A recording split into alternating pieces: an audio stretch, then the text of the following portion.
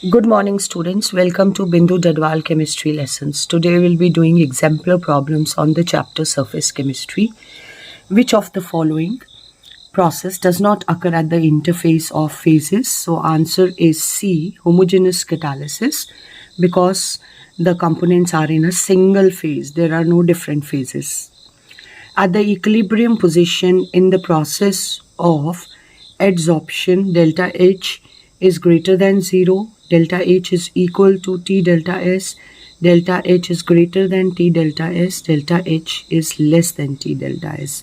So at equilibrium position, we know that delta G is equal to 0. So, and we also know that delta G is equal to delta H minus T delta S. Now, if delta G is 0, then delta H minus T delta S becomes 0, or when T delta S goes to the other side, it becomes delta H is equal to T delta S. So option B is the correct answer. Which of the following interface cannot be obtained? So this option gas interface cannot be obtained because gases intermix into each other and become a single phase. The term sorption stands for that in case of adsorption, the particles are adsorbed only on the surface of the catalyst. In case of absorption, they are adsorbed within the bulk. More particles are present within the bulk than on the surface. The particles will be present at the bulk as well as within the bulk, and this term is called sorption. So option is option C.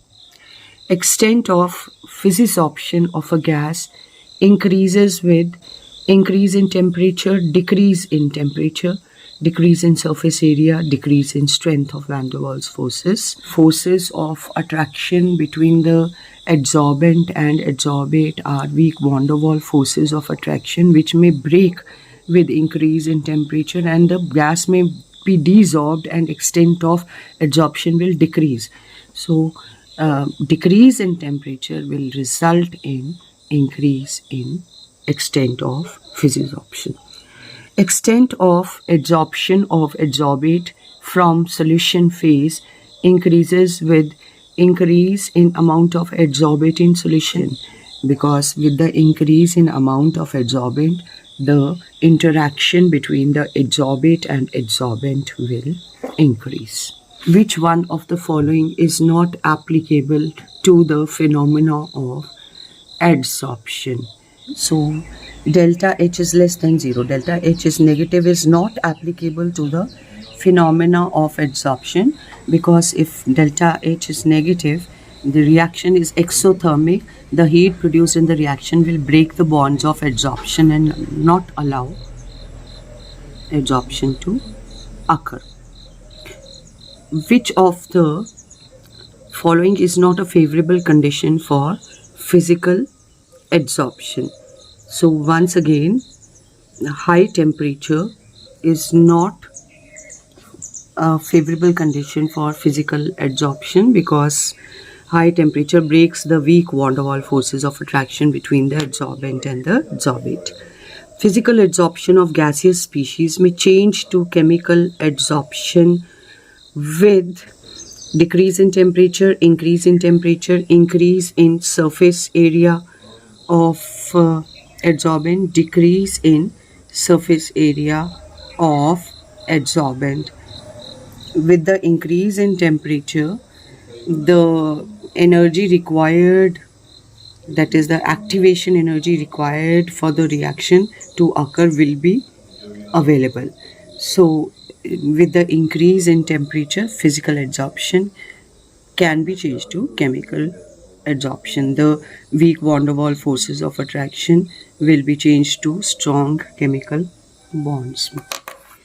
In physisorption, adsorbent does not show specificity for any particular gas because involved van der Waals forces are universal.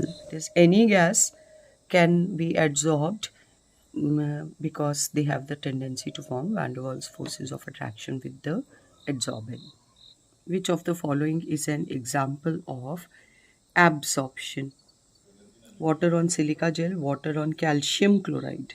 This is calcium chloride absorbs water. Hydrogen on finely divided nickel, oxygen on metal surface.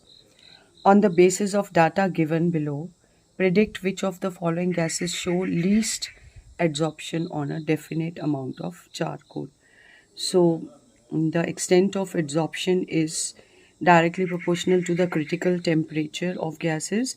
So, the least adsorption will be with the least critical temperature out of the four. Hydrogen has the least critical temperature, 33 Kelvin. So, hydrogen will show least adsorption on definite amount of charcoal.